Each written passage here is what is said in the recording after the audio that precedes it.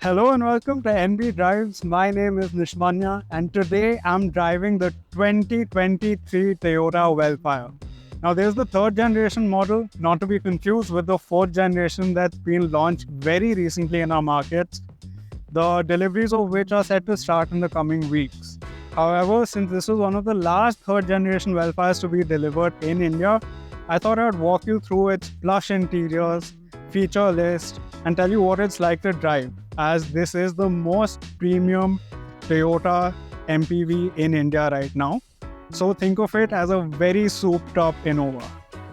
I'm going to tell you what it's like and where I think it slots in the luxury car segment.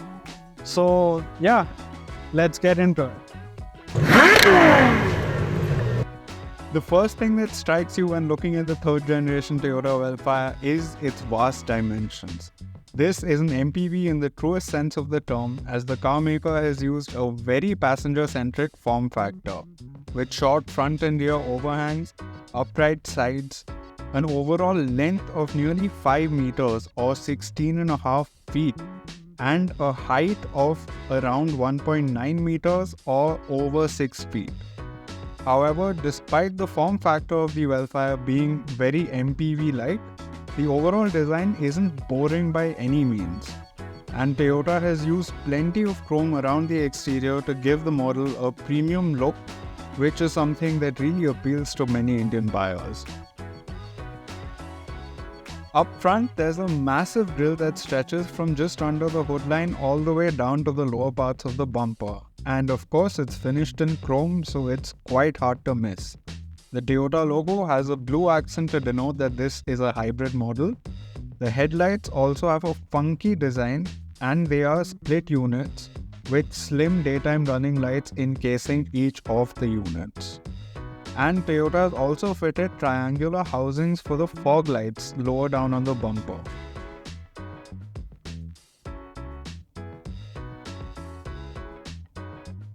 On the side, the cab-forward design of the Wellfire is quite evident, though there are some neat design touches to help spice things up. These include a pronounced character line that extends back from the headlights all the way to the rear sliding doors, which are electronically controlled, by the way. The thick chrome accent around the window line and the multi-spoke alloy wheels are also finished in chrome, though measuring just 17 inches in size. The alloy wheels look a little small on an MPV as large as the Wellfire.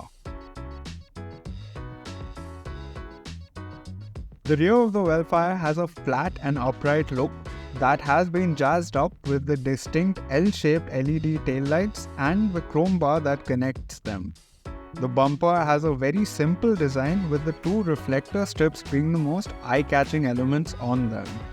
Though the roof-mounted spoiler definitely makes the tailgate look more athletic. Stepping inside the cabin of the Wellfire, there's a definite air of quality to the interior, with everything looking sturdy and robust in typical Toyota fashion. The layered dashboard design has some premium touches like the leather inserts on the top section and the wooden inlay in the middle portion. I also like the bevy of physical switches for the media and climate controls, which are much easier to use on the move than touchscreen based controls. However, there are some bits that give away the age of the Wellfire, such as the old school gear selector for the automatic gearbox, the basic looking instrument cluster, which has a small colored multi-information display or MID that can only show the mileage, range, battery level, tire pressure and speed.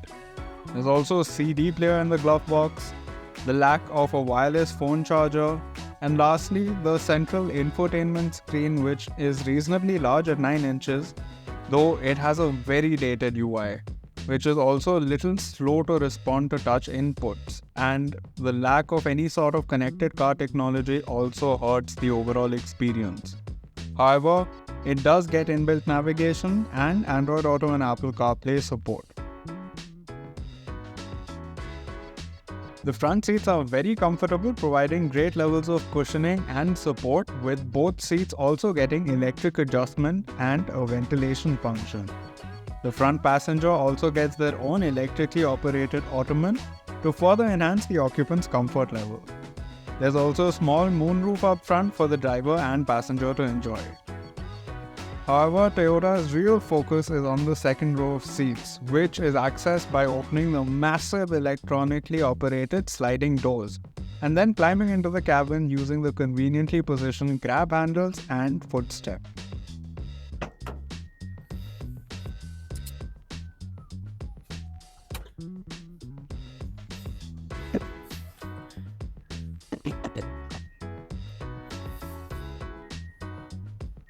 So, the USP of the Wellfire are these amazing back seats.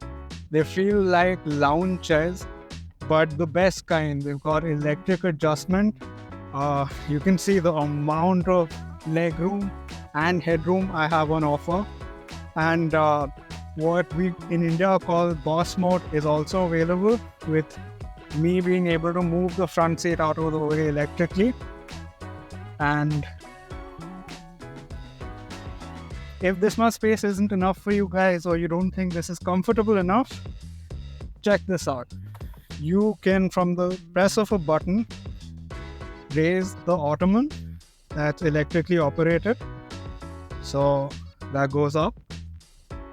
Then you can extend the ottoman if you're tall, like me. And lastly, you've now had a tiring day. You're headed back home, long drive. You just recline the seat and catch yourself a power nap. So to access the seat controls, you just open this panel up to also get a ventilated and heated function. With India being such a hot place, the ventilated seats come in clutch in the summers. You just put it all the way cold and turn it on. The rear lounge chairs also provide the occupants with a neat folding tray table that can be used when they want to get some work done. There's also a well-positioned cup holder for each of the chairs, along with manually operated integrated sunshades for both rear passengers. There's extra storage space at the rear of the center console and a snazzy ambient lighting strip on the roof, along with an electrically opening sunroof for the rear passengers. There's also a 13-inch roof-mounted screen that can be electrically opened or closed from the remote provided by Toyota, and it can also display visuals from an HDMI source. So while this is a massive car and it's got a big second row and third row, getting into the third row isn't as easy as you'd think. You need to drag this seat forward and press a button to get it all the way ahead. And as you can see, that doesn't leave you a whole lot of space, especially if you're large like me. So I'm going to squeeze my way in and I'll press these buttons and come to a reasonable compromise with the second row passenger. Once I'm here, there are quite a few things for me to use. There's a headrest. There are sunblinds even for third row passengers, so I can block the heat out.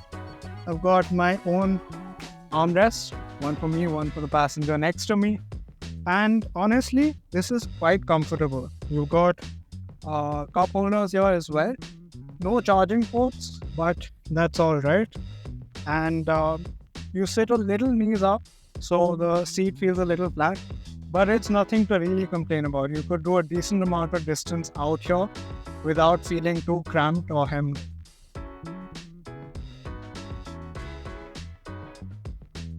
With all 6 seats in place, there's a reasonable amount of boot space on offer. As you can see, my backpack hardly fills up any space, and you can actually carry between 2 to 3 carry-on suitcases in the rear. If you move the third row forward, you can open up even more space to carry 4 to 5 large suitcases without having to fold the seats down. Though if you decide to fold down the third row, which by the way can also be folded away, you'll create even more cargo space. Under the hood, the Wellfire comes equipped with a 2.5-litre 4-cylinder petrol engine that makes 115 horsepower and 198 Nm of torque. However, the Wellfire comes with a strong hybrid system that consists of a small nickel metal hydride battery pack that powers 2 electric motors. with the front motor making 141 horsepower and the rear motor making 67 horsepower, giving the MPV an electronic all-wheel drive layout. In basic terms, the way this hybrid system works is by the engine essentially working as a generator to charge the small battery pack, which in turn provides power to the two electric motors. In the event the battery charge runs out or more performance is demanded by the powertrain, the petrol engine does kick in to provide extra power to the battery as well as direct drive to the front wheels. This also means that the Wellfire can do short distances on electric charge only. In terms of performance, the Wellfire feels fairly peppy at low speeds despite its near 2.3-ton curb weight. The dual electric motors help propel the large MPV to highway speeds with little effort and provide enough power even with a full house so that the Wellfire never feels too strained when ferrying its passengers. The powertrain also has the added benefit of being very refined by having low NVH or noise vibration harshness levels. The disc brakes are reasonably potent, though given the overall mass of the Wellfire and the fact that at the end of the day this is a large luxury MPV meant for cruising, I'd recommend leaving a little extra margin when judging your braking distances. So from behind the wheel, the Wellfire actually feels quite manageable despite its large dimensions. It's got a nice and light steering wheel, which is a breeze to use around town, and it does weigh up decently well as you gain speed. So the Wellfire has not only got a light steering wheel, but its turning ratio is also quite good. The turning radius is well under 12 meters for a car that's over 5 meters in length, which is insane, and this really helps you maneuver through the city with U-turns being a breeze. The official ARAI claimed mileage figure of the Wellfire is 16.35 kpl. However, the real-world range is closer to 12 to 13 kpl in the city. Toyota has calibrated the ride of the Wellfire very well, as it feels very plush and supple at low speeds when dealing with any manner of road imperfections, and even when going faster, the vertical movement is very well contained. In the handling department, the Wellfire drives pretty much exactly how you'd imagine it to handle. There is quite a bit of body roll in the corners, and the MPV has a tendency to understeer if you ever decide to push its limits. However, this is really not a vehicle you will ever want to push very hard or look to carve up any canyon roads. And when used as intended, that is as a plush cruiser, the Wellfire does really excel. In conclusion, the Toyota Wellfire will be a tough sell to anyone who is more concerned with the badge on their vehicle or the looks of their car, as this MPV won't be able to provide the same butch presence SUVs like the Mercedes-Benz GLS, BMW X7, Audi Q7, or even the Volvo XC90 have to offer. Neither will it be able to provide the elegance sedans such as the Mercedes-Benz S-Class, BMW 7 Series or Audi A8 offer. However, what the Toyota Wellfire does very well is offer acres of space, a supremely comfortable and practical cabin with one of the best second row experiences in the market, south of maybe a Maybach. And all this is accompanied by an extremely reliable overall package that has already proven its mettle many times over in the international market. Hence, the Wellfire targets individuals who want to maximize their space to money spent ratio and want a comfortable and reliable vehicle as well. If you guys enjoyed this video, and I'd love to know your thoughts and opinions on the Toyota Wellfire, as well as what your favorite luxury car in India is, down in the comment section below. If you enjoyed watching this video, do hit that like button, consider subscribing, and do share this video with anyone else who you think would like this sort of automotive content. There's plenty of more content headed your way in the coming weeks. My next video goes live on Thursday. I'll catch you guys then. Cheers.